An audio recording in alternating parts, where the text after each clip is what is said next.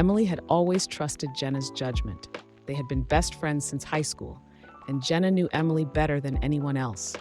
So when Jenna insisted on setting Emily up on a blind date, she reluctantly agreed, hoping it might finally lead to something more than a string of mediocre relationships. The evening arrived, and Emily felt a mix of excitement and nerves fluttering in her stomach as she walked into the quaint Italian restaurant Jenna had chosen for the rendezvous. She wore her favorite blue dress, the one that Jenna always said brought out the sparkle in her eyes. As she scanned the room, she spotted a tall man with dark hair sitting at a corner table, looking expectantly towards the entrance. Taking a deep breath, Emily approached him. "Hi, are you Matthew?" she asked, giving him her most welcoming smile. The man looked momentarily confused before his expression relaxed into a warm smile. "Yes, I'm Matthew, and you must be Emily," he replied, standing to greet her. They sat down, and the conversation flowed easily. Matthew was charming, witty, and seemed genuinely interested in Emily's stories about her work as a graphic designer.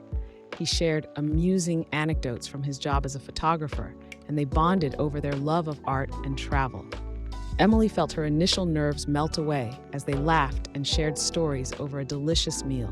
As the evening progressed, Emily couldn't help but feel a strong connection with Matthew. It was as if they had known each other for years.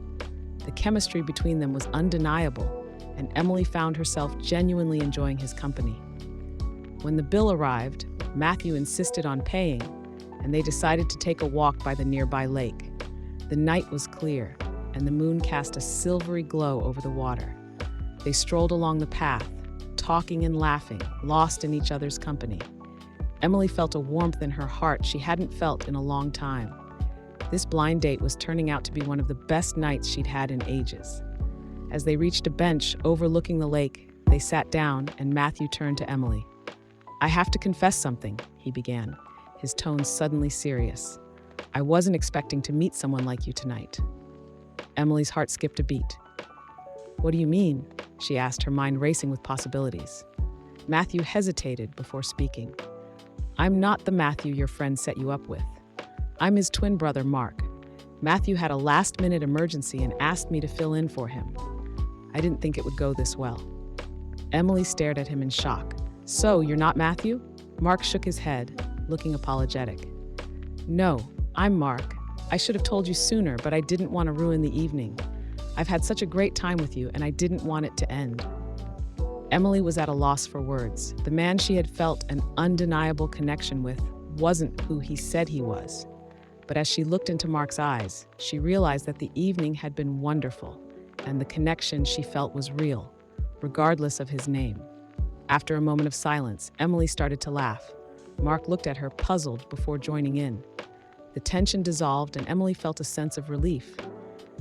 "Well, Mark, I guess I have to thank Matthew for having an emergency," she said, smiling.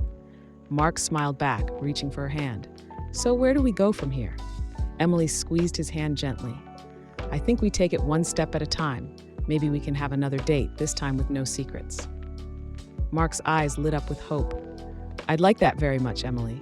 As they continued their walk by the lake, Emily couldn't help but feel that sometimes life had a funny way of bringing people together.